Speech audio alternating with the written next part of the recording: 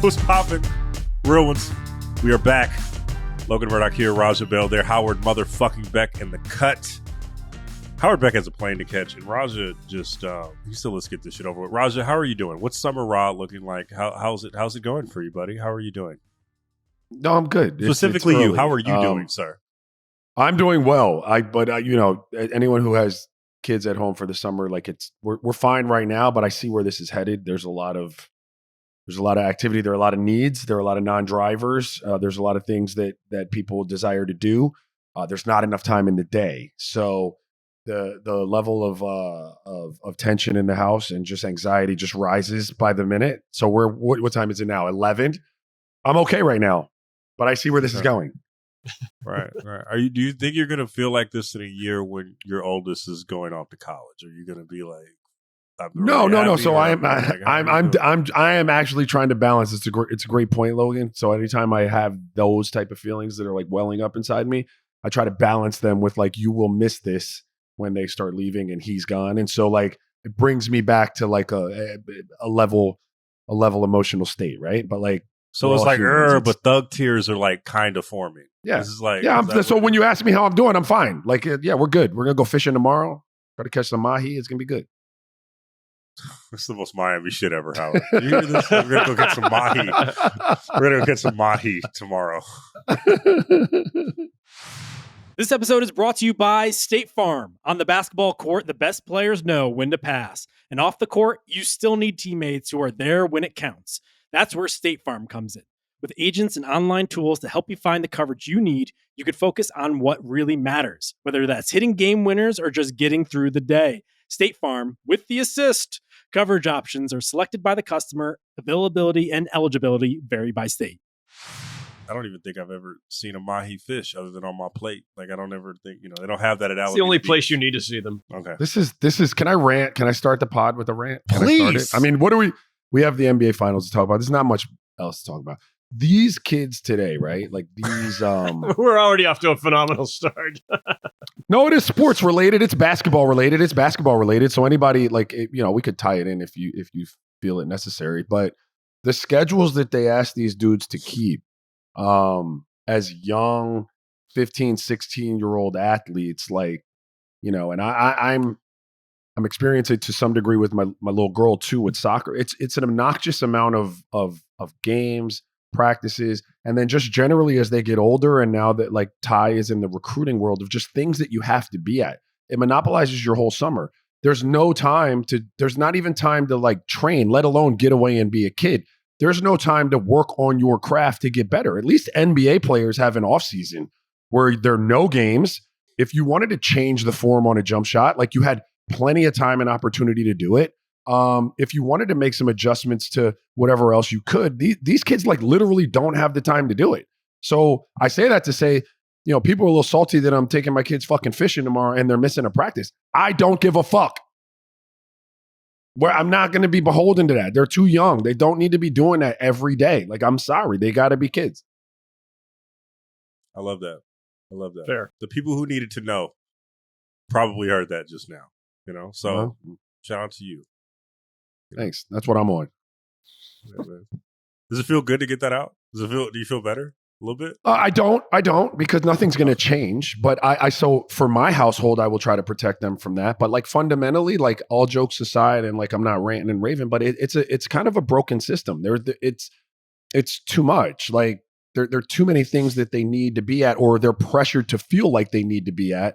And there's not enough time, real talk, not just to be a kid, but like, let's say you have a kid that just loves their sport and they want to get better at it. When does that happen if you're playing every single weekend and you practice all week and you can't miss the practices, or, like there's just no time built into it and it's broken.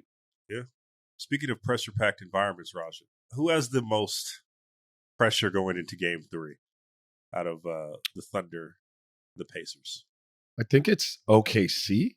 Because, I mean, obviously you lost home court. You need to flip that and get it back as soon as you can. I feel like they are in control, more so maybe than some other people feel. I feel like, the Pacers have been gaming. I'm not taking anything away from them. They pulled out game one. But and so there is pressure on them because I think that Oklahoma City kind of has control of it in a way that the 1-1 might not suggest. But you do need to get your home court back if you're them, and you need to get it back quickly.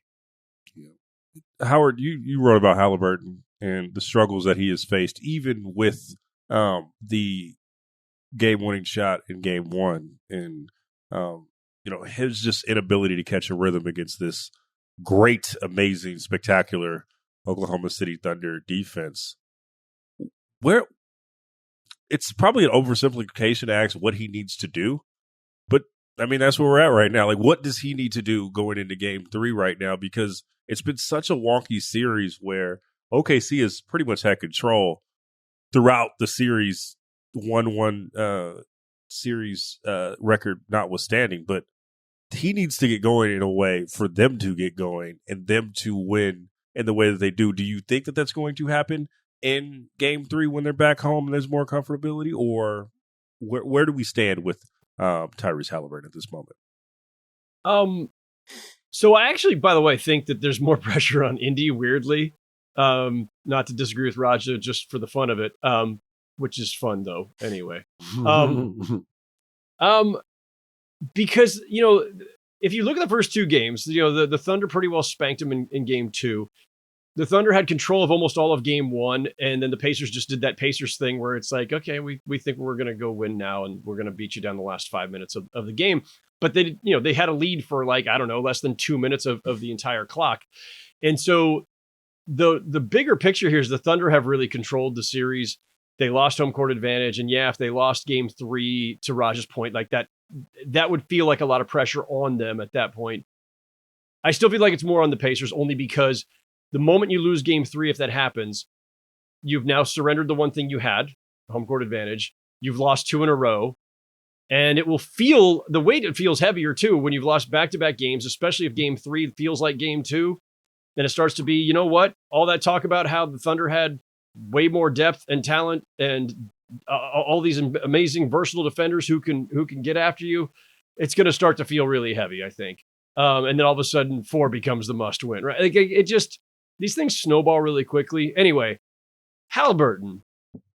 Tyrese Haliburton is really fascinating because, just as a reference point, none of the three of us participate in our Ringer Top 100. So people can neither credit nor blame us for this. It's just a reference point. Tyrese Haliburton.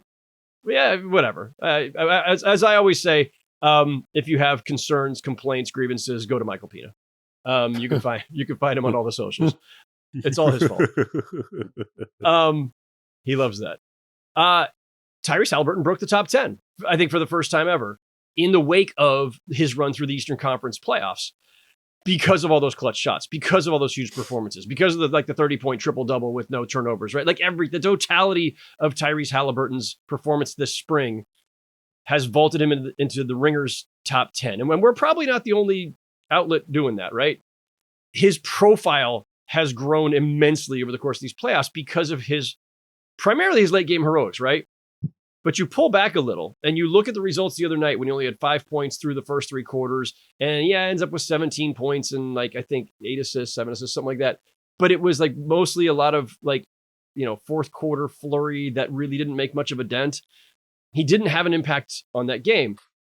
And it brings up this kind of conundrum with Tyrese Haliburton. He's definitely a star. He is by the Ringer's top 100 committee's standards, a top 10 star. And I'm not even disagreeing with that. But he is not our prototypical NBA star. He is not the put my team on my back night in, night out, high usage. I'll get you 30, 35 anytime, anywhere. Just let me know. I'll go do it. That's not him. That's not the way he's wired. It's not his game. Raja had a great explanation a couple weeks back, or an analysis about the fact that Tyrese is not the guy who just put it in his hands, take your guy off the dribble, collapse the defense. He can do that, but it's not really his game. He needs screens. He needs movement. And the beauty of his game is more about that selflessness and his uncanny shot making, his great passing. And whether you want to compare him to Rondo, Nash, Kidd, whatever, he's more like those guys than Westbrook. He's more like Harden. Rondo and Kidd than he is Nash. Nash could Yeah. score it. Stevie could go get buckets. Like He could, and Yeah. one of the things that even I think Steve has said this in the wake of his career was like, I should have maybe shot more. And they always said, and like D'Antoni and them, they always said like Steve could have shot more, but he's so selfless to a fault. Haliburton can be selfless to a fault too, but you're right, he's not quite the scorer that Steve was or could be. But the numbers look about the same, right? The numbers, because they're both shooting less than they could. Point being, when Haliburton has this game like that, and this is why I wrote the piece I did coming out of game 2, immediately there's this dumb kind of like, oh, Haliburton needs to step up. Haliburton needs to shoot more. Haliburton is like, no, that's not who he is. And if he starts trying to force the issue, that's not going to do the Pacers any good. They are a collaborative or an ecosystem, as Carlisle said in the postgame the other night. And that's not some alibi. That's evident to anybody who's been watching them all season. Like, they are an ecosystem. They're an ensemble. They're great when the ball is moving, pinging around, and Nesmith scoring a little, Nembhard scoring a little, TJ McConnell scoring a little, Turner, Siakam, everybody is involved. That's their game. That's how the Pacers got here. So if you get to this stage and suddenly you panic and say, oh shit, we lost a game, we're getting dominated, and maybe they lose game 3. Oh no. The answer is not like, well, Haliburton and Siakam are the stars, just keep feeding them. No, that's not what got you here, and that's not who you are. That's not your best attribute. And to the extent that they can, they have to just get back to what has made them great. Push the pace, keep the ball moving, take open shots. Period. It cannot be all of a sudden give the ball to Haliburton and have him shoot 30 times. How much of that is like, I mean, we see it a lot with Shaq with big men, right? Where it's like, if you're not getting a certain amount of shots or a certain amount of rebounds, a certain amount of dominance, I would guess say like, I don't know if cliche dominance is the right word, but like, you know, whenever we think about dominance, we think about, oh, well, Kobe got 48 and that's how you need to play as a player. How much have we, as that kind of culture, I'll ask Raj this, how much of that kind of culture is kind of seeped into the coverage of the way Haliburton is on this big stage, right? Where he does have he can be dominant in certain ways. You talk about the 30-point triple-double, but like he's doing what is needed for his team at the given moment. And that's always his go-to. Well, like I'm doing what I need to do for the team, and the stats kind of like bear that out for what is needed. Like, how do we balance both of those agendas? Where one is like, hey, if you're going to be dominant, you need to put up gaudy numbers, as opposed to what he's doing, the Jason Kidd route or the Rondo route, where he's getting a lot of people involved and he's more of a facilitator, and he'll hit the shot at the end like he did in game 1. I mean, I think both can be dominant, right? Like you can literally dominate a game by stat stuffing, points, assists, rebounds, steals, what have you, and just have your fingerprints all over that game in terms of the pace and control of it and so on and so forth. You can also dominate it by just like physically imposing yourself on the point category to a degree that would get you a win. The difference, and I don't know if I'm answering your question really, Logan, is to do it the first way, and for that to be able to produce a win, you have to have a supporting cast that's able to support you in terms of point production, so that all of those other ways that you dominated the game can produce the win. And so in the other instance, you see 45 points with whatever, and that wins a game. It can be more of a singular type of effort at times offensively, right? Like they're just two different efforts that you're given. How you balance it, I don't know. But to be able to dominate a game and win in either way, it requires different supporting casts. In the first, again, if you're going to stat, stuff, we're going to need point production, obviously, from our supporting cast in a way that helps facilitate the win. And in the other situation, we might not need as much point production, but we're going to need someone to do the other things. We're probably going to need somebody to handle the ball and get it to us in our spots. They might be getting the assist. We're going to need someone, to clean up glass and rebound and defend, and they'll get those stats. And so mine will just be reflected, in point production. I don't know if that's a great answer to it. They can both be dominant. They both require different supporting cast for that dominant performance to produce a win. What have you seen, Raj? Game 1 is a great example of this, though, of I guess the Pacers run as a whole, but OKC is in control the whole entire game. And at the end, the Pacers just put on the Jets and go steal one. That's been the story of their postseason in a lot of ways. Like, is that a sustainable model to win, do you think? Like, and how have they been able to continue to do that up until this point? And can they do, even if they don't play well, right? They don't have control of game 3. They still seem to be in it. But it seems a little scary if you're a Pacers fan. Yeah. Is it sustainable? Yeah. I mean, I guess so far so good, right? They have 3 equalizing things as a team, as I see it. They especially in the playoffs, they've defended, and they've defended well. They've done that across the playoffs so far, from start to finish. At least they didn't defend great in the last game, as well as I thought they did in the first game. But they also, pace is an equalizer, and that ability to shoot the 3 ball. And I don't know where they rank in terms of playoff teams, but they've shot it really well in the playoffs. And those 3 things, especially when you combine those 3 things, any one of them singularly is an equalizing thing. But like, if you combine the 3, it gives you an opportunity to just be around. And I almost text you guys in game 1. I know it's going to sound corny. We haven't spoken in a while, but I almost text you when it was, it'd be like 13, and you could see OKC pushing it out to like 18, but then it would be like 9. And then, they OKC would find it again, and it'd be up to like 12 or 14, and you felt like it was going to break to 19, and then it would be at 8. And then there was a time in that game I was like, man, this just feels weird. It feels like they're just letting them live in a way that they shouldn't live. But it's because that pace was flying up and down. They were making shots, and they did a good defensive effort on Chet and at least Jay Will in that game. And so they were able to pull it out at the end. Do you want to ideally have to pull them all out at the end? No. But you asked me if it's sustainable, and they've done it a lot. So it's hard for me to say that it's not. Well, no, you think about OKC's offense, and think about just first in the offense, right? It can get a little stagnant at times. They can get a little too over-reliant on Shai at times, right? Especially when down the stretch of games. And you saw that as well in the second round against Denver. I think it was like game 1, whichever game that Denver stole. I believe it was game 1, but the real ones can correct me. But you see that the susceptibility of OKC to burn leads at the end of the game, just because not that they don't have a go-to option, they have plenty of go-to options down the stretch, but they can get a little stagnant offensively. But I do want to talk about Shai. It seems like he's proven a point in this series, right? Where Chet hasn't been great in this series. You referenced J-Dub, also hasn't been great from the floor, but there has been a calmness from Shai. He has been proving, his worth as an MVP, a winner. What have you saw from him in this particular series, and how has he grown? How has this shown his growth over the last few years? What have I seen from him this series? I mean,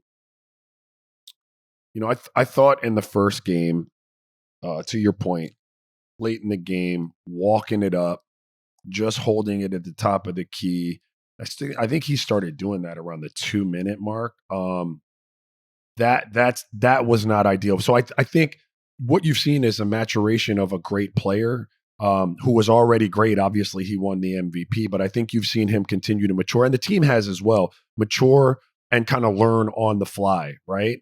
And then not come out the next night and make them the same mistake. I thought that he did a much better job in game 2. Nembhard picks him up really early in this series, or whoever's guarded him. They don't want him walking it up the court and having it in his hands.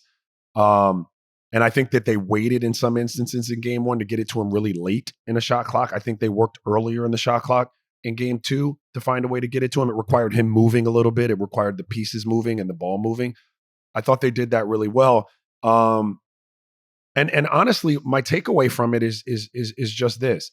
When you are a scorer of the degree that Shai is a scorer, a la Kobe, a la Mike, a la Kevin Durant, whoever else you want to put like in that very elite, level of put the ball in their hands, they can get a bucket, guys. It doesn't matter, and they are not affected by the level of defense that is played against them. You might get them for a night. Like, I'm not saying I can't have a good night guarding Kobe, but over the course of time, they're not going to be affected by you. That level of defense, that defensive player of the year candidate, that number, all defensive first team or second team player, he affects Jay Will. He affects Chet. He affects Haliburton. He affects Siakam. He does not affect Shai, not over the course of time. You might get him from night to night. What was your favorite That is just play? an elite level of shot making. What was your favorite play from Shai where you were like, God damn, Jesus? I mean, I have them on my phone because I send them all to my son Ty, like in real time. I'm clipping that shit, stopping it, because he's in the other room sometimes watching, and I'm sending them to him. But like, he's got his defender in a torture chamber, dude. Like, that's just a torture chamber. I'm telling you. And it all starts with that little, like, if you can picture him at the top of the key with the ball, and he takes his right foot and he basically steps across his own body, right? He steps across his own body, and it kind of, what it does as a defender is it steps at you. So you've got to kind of react and like back up just a little bit. But then as he steps, he opens back up. So all he did off the bat was create 3 feet. That's all he did by stepping across his body and stepping back. I backed up a half step. Now he opened up. There's 3 feet of space. What the fuck am I going to do as a defender? Right? He shoots the 3 ball now. So like, all right, I know that he still probably doesn't want to shoot that 3, but I got to respect it a little bit. So I'm just going to fractionally creep up. And as soon as you move, he's at your feet. And then if you overplay him, he's stopping on a fucking dime and getting into the paint. No. But hear me. He is at your feet. Now, he is at your feet usually, like, and what he does phenomenally is as soon as he gets that body contact, it's a bump, or it's a quick stop and change the direction. And as soon as you change direction, right, you've got to open those hips up. And when you open those hips up, he puts that foot in the ground and he steps away from you. It's a torture chamber. It's really, I don't know what to say. Like, I've just got a few praise for it. It's very, very, very frustrating as a defender to watch him. Conversely, on the flip side, like, for young players studying how to like be a true master of a craft, especially in the mid-range, I mean, Brunson, like, just watch and take notes. One more question for you, Roger, and I want to get to Howard about the finals. What do the other guys on OKC need to do? Like, we just referenced J-Dub and Chet. What do you want to see from them in Game 3 and beyond? Oh, I thought they were good in Game 2. I think you continue to, again, we're talking learning real time, like experiencing this in real time and trying to get better from game to game. I thought both of them were more aggressive in Game 2, especially Chet. I thought he was more confident. I thought they were more physical and more assertive. And so I would just like to see them continue to do that, like play free, play aggressively, and play physically. I think those 3 things for them, they'll be fine. They're good players. They're a great team. The nerves, if you had any, should be out the window after Game 1. If not Game 1, definitely by Game 2, you're settled into a series. So now in Game 3, we should be good to go.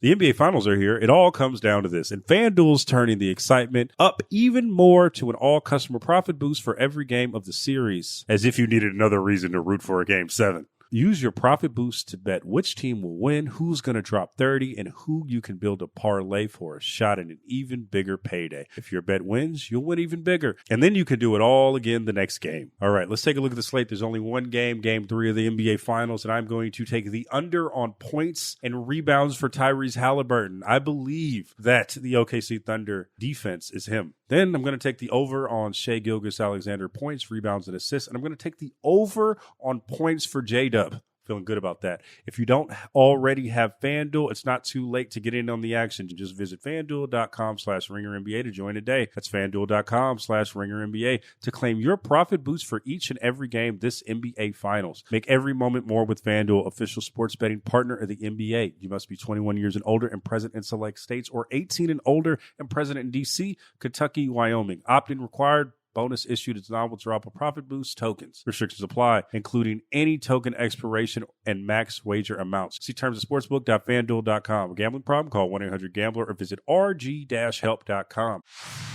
Howard, what have you thought about the presentation of the NBA Finals? That has gotten a lot of discussion.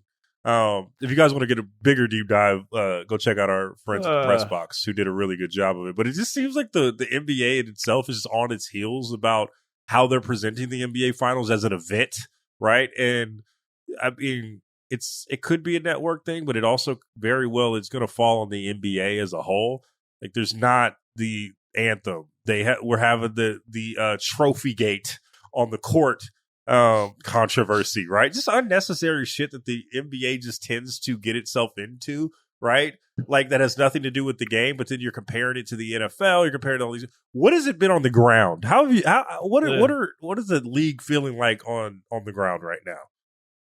You know what's funny about this? And I'm sure it's been covered. I'm sure it's been written. I haven't read everything. Like, it's bonkers during the finals, and so like there's so much that I'm missing just being immersed in it that you don't hear everything. I know we have Decal Gate, Trophy Gate, Logo Gate. Why isn't there shit on the floor gate?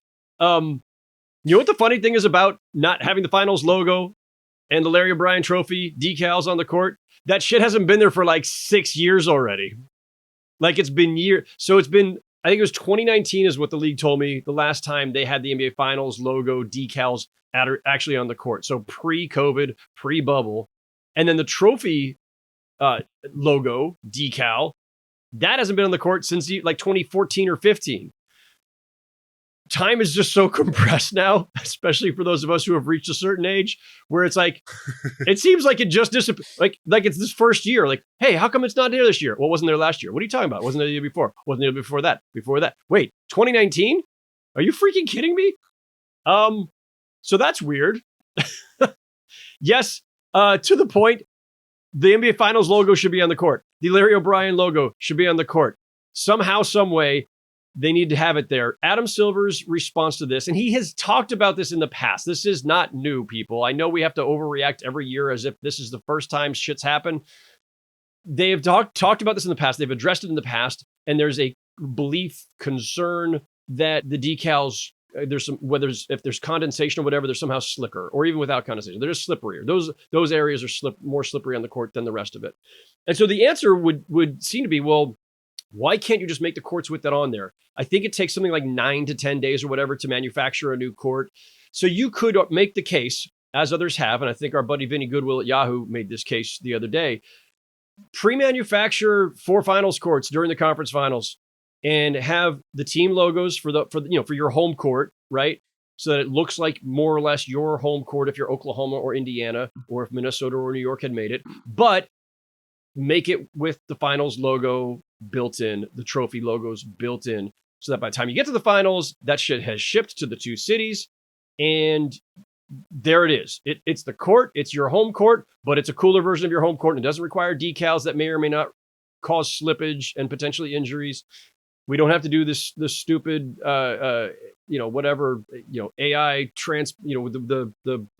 whatever bullshit they're doing to the trickery with the cameras. I don't know. What are we calling this anymore? The superimposing of the ads. And they're doing CGI, it with the trophy logo. CGI, CSI. All the eyes. CAA. No, it's like, because that looks goofy. It's bad enough even during the regular season now, because we've got all these ads superimposed when you're watching from home, and like sometimes guys like running through the Poolin Weed Eater logo. I don't think that's an actual NBA sponsor. I just like saying Poolin Weed Eater. What the fuck? Was it? That was yeah. Roger's looking at me like I'm insane, dude. Yeah. That was like a fucking college football bowl like 15 years. You don't remember this? The Poolin Weed Eater Bowl? No. All right, look it up, young man. All right, it was there. You're on your own, buddy. I swear to God, I'm not dreaming this. But it's a thing. If the people say it's a thing, the people watching at home say it's a thing, then it's a thing. And there is an importance to having the finals look and feel like the finals. It needs to look and feel bigger. That's why people are nitpicking about it and having entire conversations and columns and talk shows about it, because something about it doesn't feel like it's got the gravitas or the urgency. That can go to the network as well. Presentation, the way you lead into the game, whether or not you include, not necessarily the anthem, but at least the intros. Like the intros are a big deal. Like that is part of a buildup of anybody who's ever been to a game. And if you've ever watched the 90s Bulls, when you're hearing that song Sirius by the Alan Parsons Project, like that shit gets you pumped even if you're sitting on your couch at home. So yeah, intros need to be part of it. The intros haven't been televised, right? I'm there, so I don't know. No. Easiest fucking thing in the world. Televise the fucking intros. Get the fans at home as hyped as you're trying to get them in the arena. Let them see it and feel it. And yeah, I mean, the logos would help too. I think the league is sensitive to this one, and actually, not sensitive is the wrong word. They understand this. Yeah. Not just cognizant. They understand it. I think they agree on principle. They just hadn't really addressed it. I just think there's too many instances of the NBA getting caught flat-footed in these types of instances, bro. Like that's the bigger issue here, right? Where it just doesn't seem like they are in tune with what the consumer necessarily wants, right? Or maybe they are, but like it's like when we talk about the All-Star game, we talk about the overall presentation in general. There's just too many types of instances with the NBA where it just wasn't before. And I know there's a different type of media apparatus, right? A sports media coverage and a beat on there that are pointing out these things more, but it just seems like they're caught flat-footed in way more ways than they should be. They're not reading the room, right? They don't have a feel for their audience sometimes. And obviously, look, the NBA is a marketing machine. Let's not oversimplify this and say that, they're somehow completely, became inept overnight. But there are times that they don't read the room well. This is obviously one of them. By the way, this is weirdly a bit of a repeat of, speaking of 6 years ago, 2019, the last time the logos were on the court. That was the year where they had switched to that ugly, stupid-ass block logo of the NBA Finals. They had gotten rid of the cursive, and they had this fucking block logo. Presented by YouTube. Presented by YouTube, so it could be in a nice little square, and all the angles were right, and it looked like shit. And we all mocked the fuck out of it in person, on Twitter, on every other platform we could find, because it was dumb. We got to the finals, and I made sure to catch up with Adam Silver at one point, and I don't think I ever printed... Stop it. I don't think I printed the quote because it was like too weird to have it as a standalone, but I said, I was asking about other stuff, whatever broad strokes I needed for a bigger story. And I said, by the way, while I got you here, are you aware that people are really kind of pissed off and annoyed that you guys got rid of like that cool cursive logo that looks so classy and gives the whole event a certain kind of feel to it? And Adam had no idea. And listen, Adam Silver's got a lot of stuff he's got to do as commissioner. It's not his job to like fix logos or pick fonts, right? That's somebody else. But he wasn't really aware. And when I pointed out, he kind of like chuckled and he's like, yeah, guys, I said, this is a big thing. Over years, a lot of us were like hammering this every single year on Twitter. And I do think we finally embarrassed them to the point, or made the point on behalf of the masses, that you got to change it back. And a few years ago, we got the cursive logo back. So people, if you're mocking them about no logos on the court, or the presentation, or the lack of introductions and other things being televised, keep hitting them. Because the NBA, they may be a little slow to come around. They may have misread the room at the outset. But when we all actually pile on, they do kind of respond. And they did with the cursive logo because they brought it back. It looks fantastic. It never should have been gotten rid of in the first place. And maybe we can get the rest of the shit fixed too. Just keep it coming. Poulin, Weed Eater, Independence Bowl, Thank you. Shreveport, Louisiana, 1990 to 1997. To be fair, not since 1997. 97. Raja was watching at you back then. He didn't give a fuck about those type of balls. He was looking at. He was looking for the orange ball, the cotton ball. You know what I mean? He wasn't No. I was locked in. I was locked into all balls. Real talk, all bowls, anything football related, bro. I mean, I don't even watch football. I don't even watch bowl games. I just thought that was like the funniest name for a fucking bowl game ever. It's part of why bowl games are stupid, because they have stupid names like the Pool and Weed Eater Independence Bowl, brought to you by Doritos. I'll watch a UFL game like right now. I'll sit there and just watch a fucking. I don't care. You know what's crazy about that whole segment? I didn't know that any of that shit was going on. I was about to ask you if you thought that was important, because I was like, let me bring Raj in. Is that important as a player at all? Well, it's not important to a player at all. No, but like slipping on a decal would be slipping on for sure. I mean, if it's a hazard, yes, but like the rest of it, no one gives a fuck. What's important to a fan? I mean, I guess it's all relative. I had no idea that any of that was even taking place. I didn't even know. You don't know. Cliff says, Cliff says in the chat, tell them to fix the All-Star game. They're on that one too, Cliff. They know. They're trying. Boy, they trying. Whatever we think about with the All-Star game, right? Like it's just isn't working. And I think that's just the biggest thing that I think about. They're going to do a fucking USA versus the world next year and stuff. There's so many just different changes. It's like, dude, just figure some shit out. They're just grasping at straws. They're just we're gonna get a different format for the All-Star game every year for like a 10-year stretch, and at the end of it all, they're gonna go like, you know what? Maybe we just shouldn't have this anymore. Let's just name who the All-Stars are and move on with our lives. And Howard's gonna be like, that's a good idea, and then we're gonna be like, no, and then we're gonna move on. Okay, let's move on to the next segment. I'll be retired by then, fellas. I'll be done. I won't give a fuck. Hell yeah. What the fuck are the Knicks doing, Howard? What are the front office doing? What's going on here? Speaking of flailing. Oh, man. Doesn't have to be this way. Doesn't have to be. So wait a minute. We haven't done a show since the firing? Is that the case? Because we were off since Friday unexpectedly. Listen, I covered this on Zach's pod last week. So I don't want to repeat too much of it, but this is a really difficult one from my standpoint, because I do think it's really startling and very indicative of where we are in the NBA that a coach can lead a team to back-to-back 50-win seasons for the first time in 25 years, go to the conference finals for the first time in 25 years, and then get fired. It is indicative. It is in the same vein as Taylor Jenkins being fired with a couple weeks to go with a playoff team, and Michael Malone. Stop it, Roger. Don't give me that look.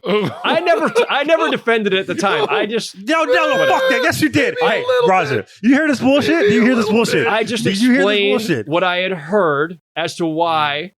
I explained. I did not defend. You definitely explained. I will say though, if I'm being honest, there was a time where I ranted, and you did play devil's advocate in the defense of it. And not what the Raja devil's advocate. What that means ultimately, I don't know how, but that happened. Is this not a podcast? Do we not play devil's advocate and debate things on a podcast? It's levels to the devil's advocate. That's all I'm saying. It's levels to the devil's advocate. I never said Taylor Jenkins should be fired. Never. I never said he should be.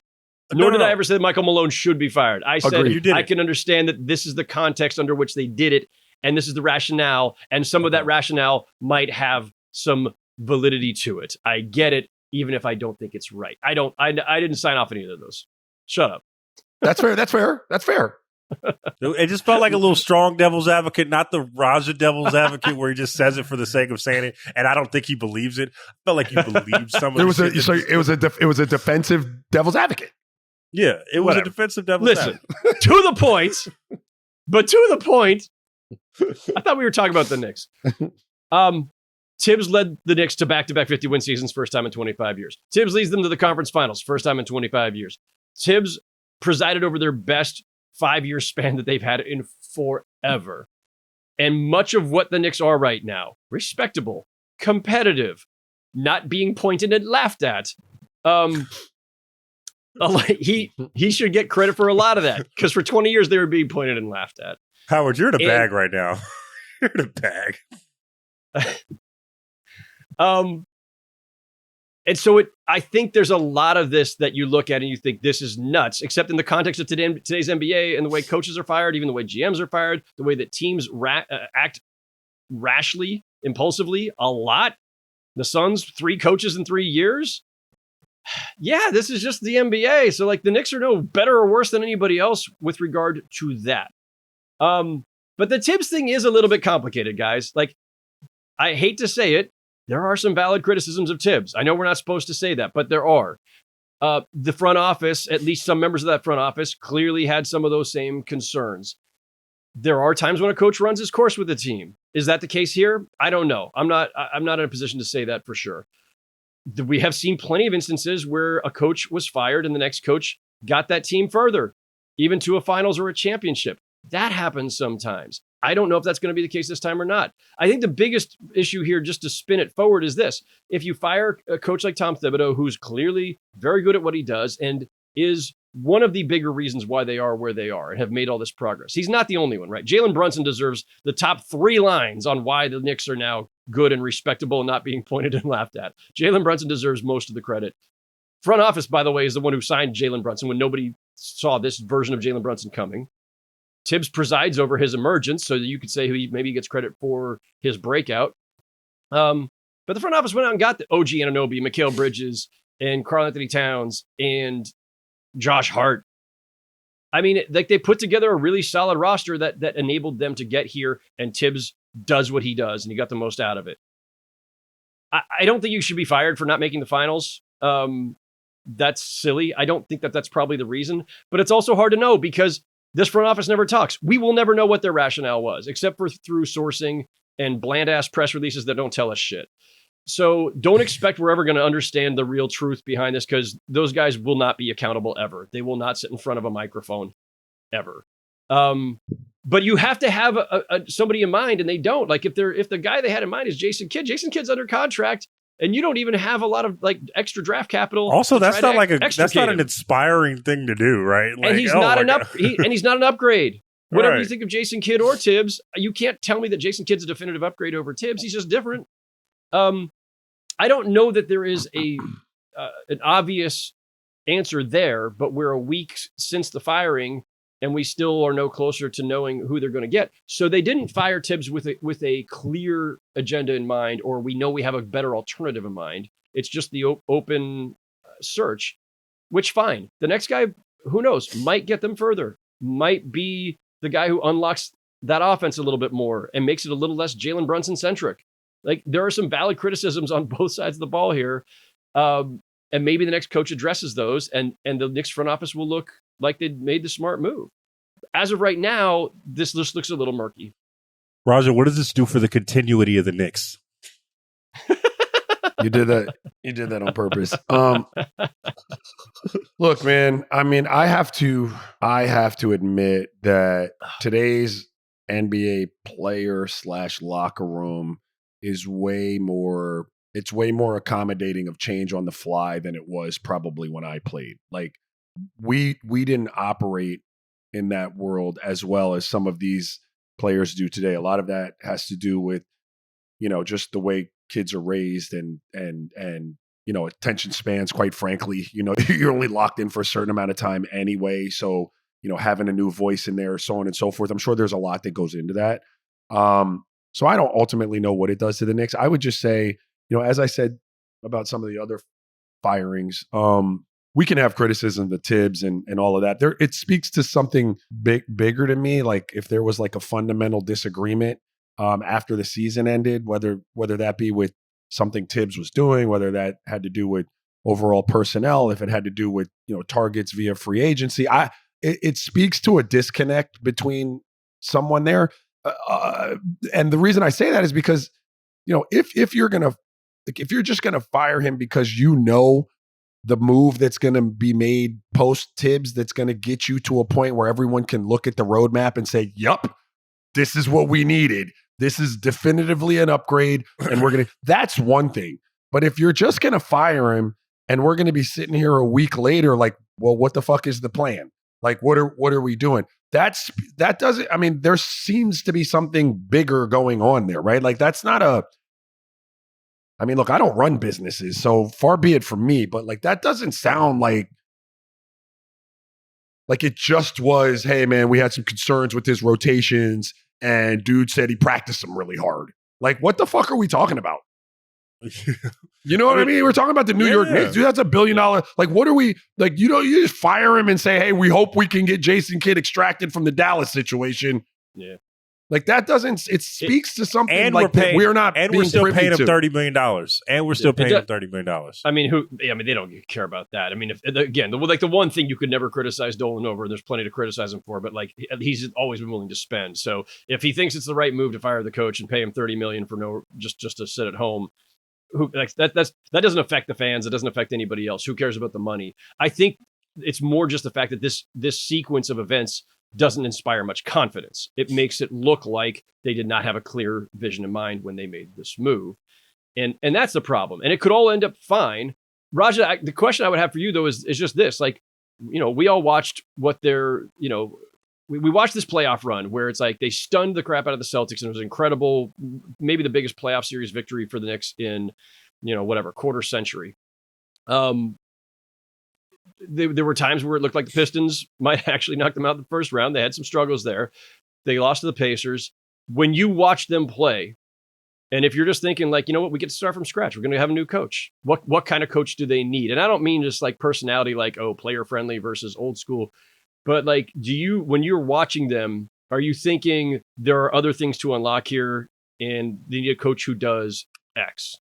Well, it's a good question. Let me go back and say to any Knicks fans, and I've heard, there are reasons, and that can all be true. Like, but I would say to you this: I've been sitting here telling you that from a roster perspective, the Knicks could have very easily, after seeing Detroit against them, Cliff was closer to being right than I thought. Like, I came on here and said that they should not have beat the Boston Celtics. Yeah. They should not. Like, it's not like their roster was so strong and so talent laden that they underachieved. And so, when you ask me what someone could do that Thibs didn't do, I mean, you'd be hard pressed to find someone who, schematically and culturally was better defensively. Like, that's what Thibs does. So it makes me go to the offensive side of the ball.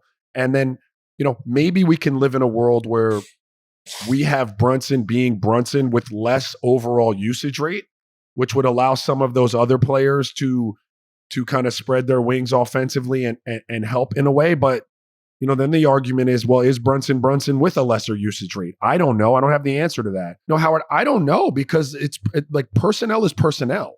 Yeah. So unless the coach is coming in with the personnel plan to go with his plan to implement on the court, like, I don't know.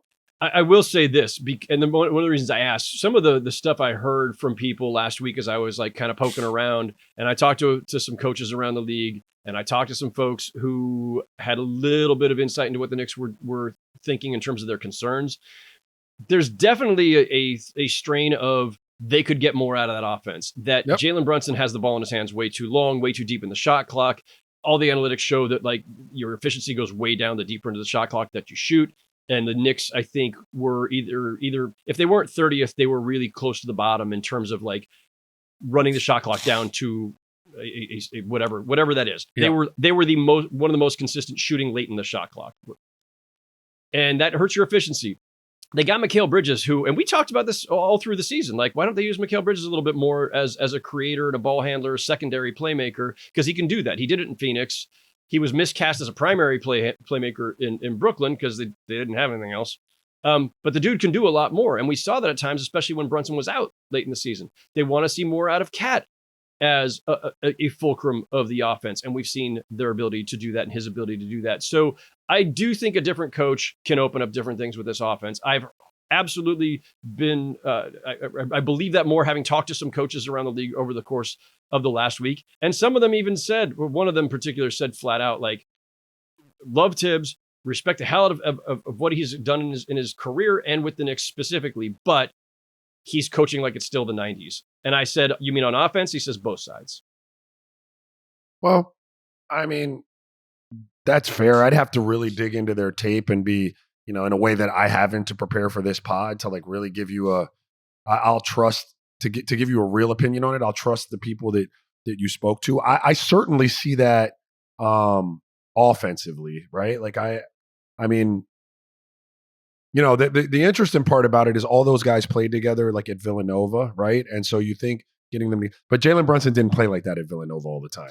Like he's morphed into this, like the more, the better of an NBA player he's turned into. Now, I did hear some things, and I don't know how true they are or not. These are just rumblings about like, dad on staff having the ear of the coaches, having a little bit of input into how we play offensively. I don't know if any of that's true or not, but like certainly I think you could get that ball humming around the court, get more touches for other people, play a little quicker. It's not that Brunson could not do that. It's really not. Like he's an excellent player. He'll be able to play in any way. But is he the same value of player? And if he's not, do those other pieces take steps up in their value to offset what you're not getting from Brunson? That's the equation like that you have to figure out. So, I'll trust that. Defensively, I'd be interested to hear the logic behind that. Like it might just be, something that I'm not tapped into, and they're better, basketball minds than me. I'd like to see it. I'd like to understand that. I'd be interested in having that conversation with someone. And now it's time for a new segment, With the Assist, presented by State Farm. In basketball, the best players just don't go at it alone. They have teammates, coaches, and a support system that lifts them up. And off the court, you still need teammates who are there for you when it counts. That's where State Farm comes in. But for now, let's get into some of the greatest assists the game has ever seen. Got this branded segment just before the podcast, and I thought of Howard motherfucking Beck, who was at Game 7 of the 2000 Western Conference Finals when Kobe threw the alley-oop to Shaquille O'Neal.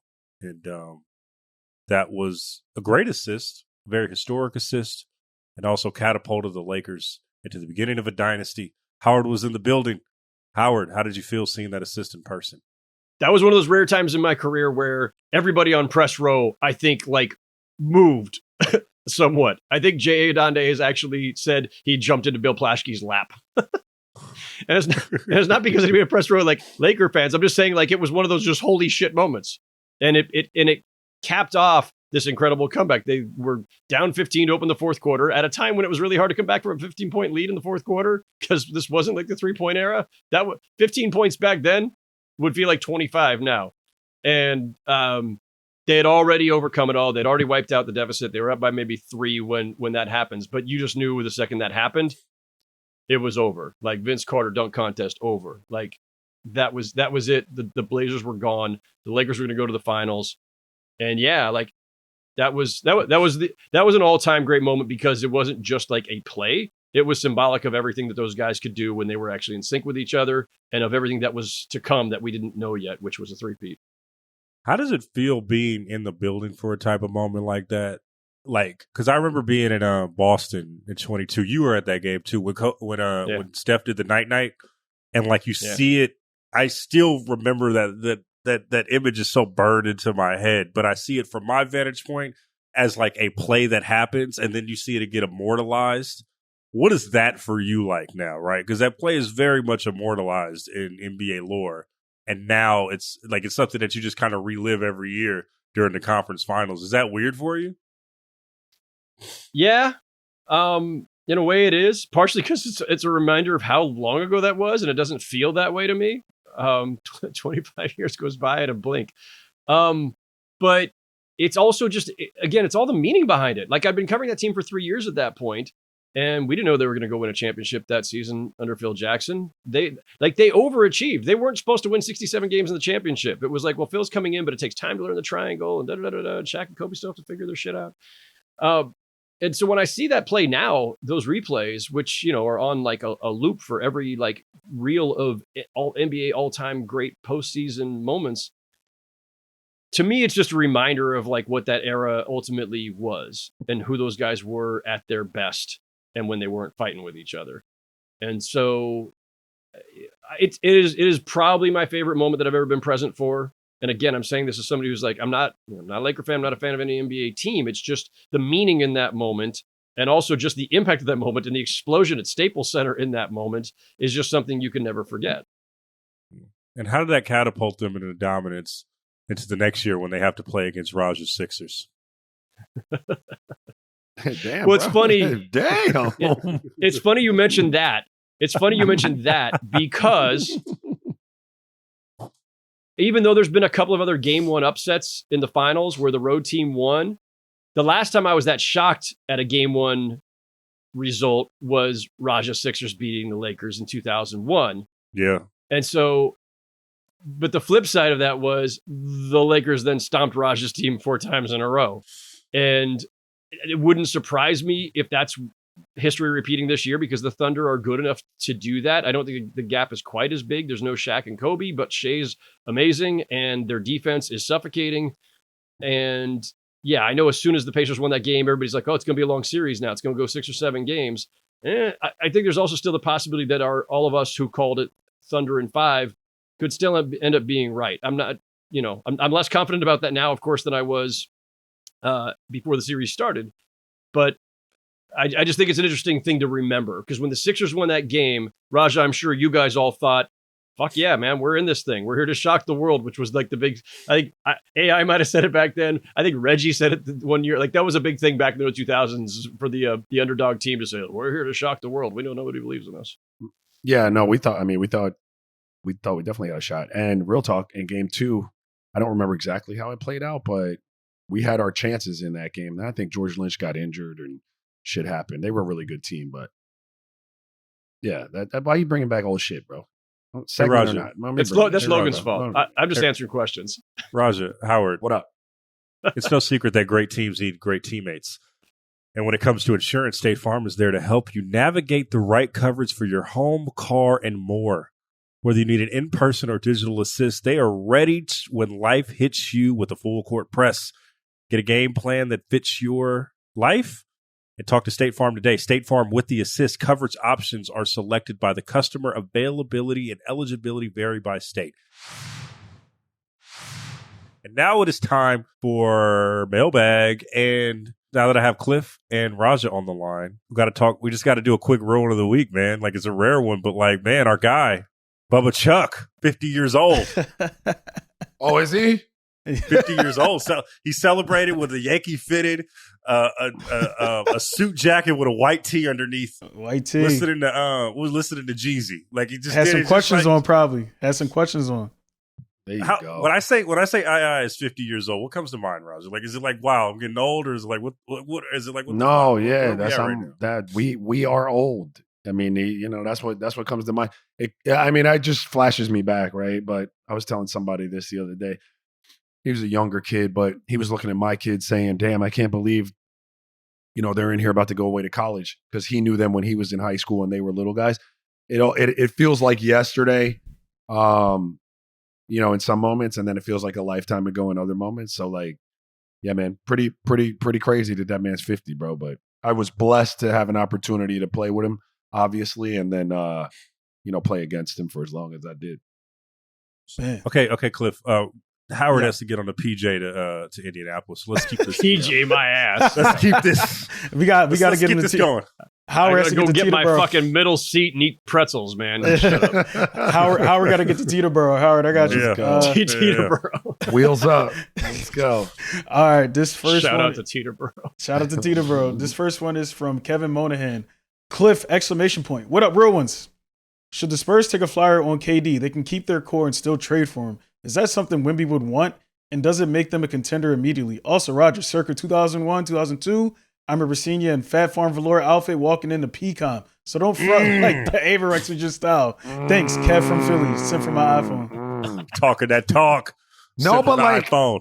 Yeah, that damn PCOM is real talk. But like Fat Farm, they all used to make velours back then. It was like Fat Farm, Sean John, Nietzsche, Rockaware, Avery. My leathers were mostly Averex, dog. For clarification, the leathers were mostly Averex. I don't know. Y'all can take the Wemby, huh?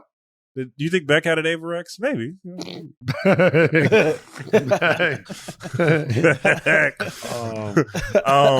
Moving on. I would say, why not take the flyer on KD, right? But I don't think it makes them a contender necessarily. I think that this might get clipped and sent to him. I might get some, all of us might get like a group DM just fucking motherfucking us. But like, hey, whatever. I don't think it necessarily makes them a contender. I don't think that the Spurs are ready for that yet. And it's hard to, even if you have KD, like LeBron went to the Cavs in 2014, and it took a long time for the other guys, the younger guys, to understand what it meant to play at a high level environment, right? And that was prime LeBron. And you're talking about getting Kevin, who's 18th, 19th year, to kind of not only galvanize the team, but he's not going to be the number one option. And your best player on the team still needs to figure out how to play in a contender-like environment. So I don't think it's going to make them a contender necessarily if he goes there. But it'll be hella tight to see it. 2 unicorns on one team. That'd be cool. He's turning 37 in September. And so the thing I keep saying about this looming Suns trade that we're all expecting wherever he goes, you're trading for him for a 1 to 2 year window. Really. I mean, I know we're in an era when LeBron can still be amazing at 40 and everything, but like this is a 1 to 2 year window for the next team with Durant. So you better be 37-year-old Kevin Durant away from contention if that's the goal. And I don't know that the Spurs are quite there yet. I kind of like it anyway, though. Like, it'd be fun to see him and Wemby together.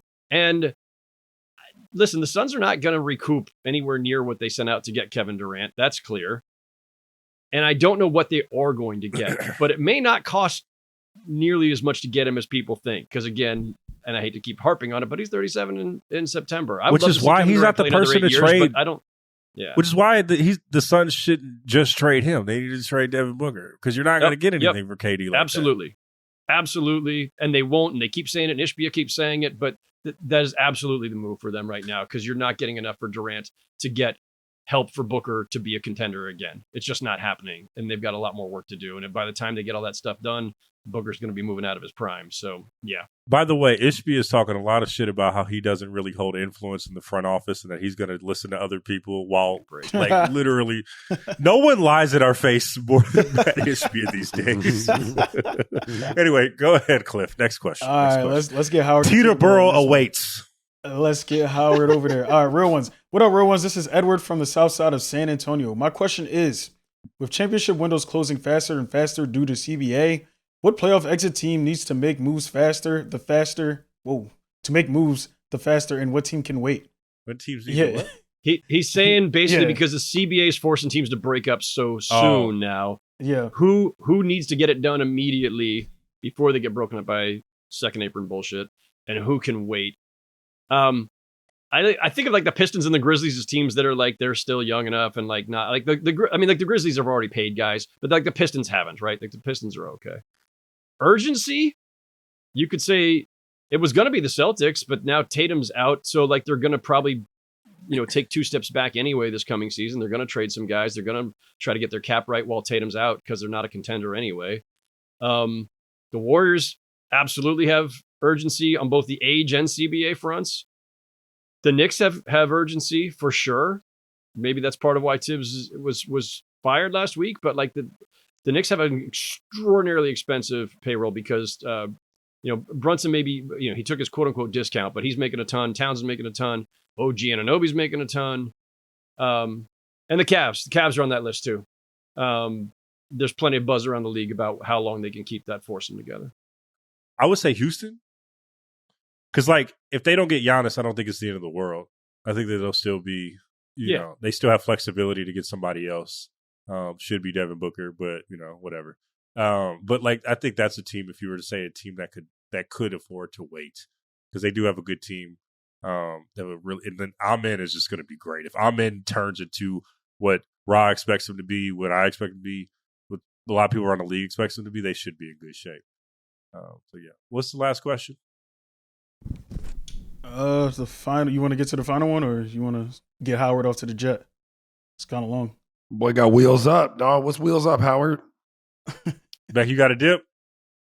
We do one more. We'll squeeze it in. Okay. All right. Yeah. So bear with me on this one. Let me see here. All right. This is from Cedric Hart. Love the show. Good evening. I'm a special ed teacher in San Diego area. First and foremost, I love your podcast. Listen to it all the time. Shout out to Logan, Howard, and Raja. All right, 3 quick questions. I wanted to ask about trade rumors mainly focusing on the Lakers and Phoenix. Phoenix. Looks like Devin Booker has the green light and some major hands in choosing the next head coach in Phoenix. Assuming that Kevin Durant is gone next year, especially after they put him on the trading block towards the end of the trade deadline. Where do you think Kevin Durant is headed, assuming he won't be in Phoenix next year? And for Phoenix, what player or players would be a good fit to pair with Devin Booker? For the Lakers, there's a rumor that the Lakers are looking to give Bronny a more consistent regular role on that team next year. What players do you see the Lakers targeting to be a championship caliber team? I know they still need a viable big man. Thanks. Love the show. Cedric's been on like subreddits way too long. If he's hearing rumors that they're trying to carve out a major role for, or more role for, like, whatever. We shouldn't. Bronny's ready, baby. Bronny's ready. Let's go. Yes, I seen the training videos. I seen them. Yeah. I'm just saying. The Ben Simmons 3-point Yo, video. stop. You saw them. You don't Ben Simmons Bronny. Yo, Bronny's nice. He's a good, young, athletic. No, I'm not clowning. That man's been working. No, I'm talking to Logan. I'm talking to Logan. He trying to play Bronny like Bronny. Raj is clowning too. It's fine. He just, you play clown. Listen, if you don't think that they're going to try to get him on the court more, you're crazy. Like, whether that works out or not, I don't know. But like, he's been working. They're trying to get. Look, all he can do is work, right? Like, people like, you got to get your tail in the gym and work and try to get better. And then they're going to try to get him out there. I'm telling you. I got Bronny at 8 points per game next season. We're in the G League. Yo, Howard. Wow. Howard. that was just mean, Logan. Wow. Yes. But I'm saying. Wow. Is he gonna get enough shots to get? Is he gonna get enough shots to get 8 points a game? No. Anyways, in the NBA, no. Howard, do you want to get do you want to get algorithmic? What the fuck? Oh, I'm just fucking up, bro. I'm just too tired. Keep that, Cliff. Yeah, keep that part. I thought you were buffering again. Do you want to? Do you want to get? Do you want to get aggregated? Or do you want me to get aggregated? You get aggregated. I don't need to get aggregated again. I've done enough. Who do I think? I don't know where he's going, but I think that Durant. I don't know where he's I have no good guess. Really. I mean, Gambo and Phoenix, who was pretty locked in on Phoenix, said that like his friend, Kevin's friend, he told a friend that told him that he's going to San Antonio. But like, I don't know. I give the credence because Gambo is like usually on his shit. So like, I'm not. So I don't know. I don't think there's a clear, obvious landing spot. There's a bunch of places that kind of make sense, but again, like, we don't know how much anybody's willing to give up for him at this age of his career, knowing that he's a short-term rental. Yeah, I saw Stein put out like Toronto, but then like, is Toronto really trying to win if they go get Kevin Toronto's Durant? Not a Kevin Durant away from like contending again. Right, like, exactly. Like, I don't know. I just feel like it's all sad that like a guy that's as great as KD is going out like this. That's all I got for that question, bro. I wanted him to. I wish he would have accepted that trade. I think the Warriors did great with Jimmy Butler, but like, I wanted him to accept that trade that was proposed to him at the trade deadline. But you understand why he did it, though, right? Like, I don't care. I'm just saying, if there's somewhere that made sense for him, that made a lot of sense, and they could have gone pretty far with him. I think. I don't know if you're beating the Thunder, but whatever. Like, how many other places could you say he makes sense for right now? And then they have at least a chance to make the finals with him, and don't have to give up too much to get him, or have enough left over after they've get. Like, it's hard. I don't have a good guess for this. See, the apron fucks up everything, Howard. The apron fucks up everything. No, Kevin Durant being 37 years old and needing to be traded, like, that's the bottom line. Like, wherever it's not even an apron issue. That hurts. KD for Paul George. Just do it. You wish. Wait, Cliff, you just. Fuck out of here, bro. We're not going to do this. All right, we'll do this in the post-pod meeting. Roger's falling asleep. Howard has to catch a flight. We'll see you guys on Friday. That's been another edition of Real Ones. All the shits. Talk to you guys soon. RealOnesMailbag@gmail.com. We're answering your mailbag questions on Friday. Talk to you soon. All the shits. Bye.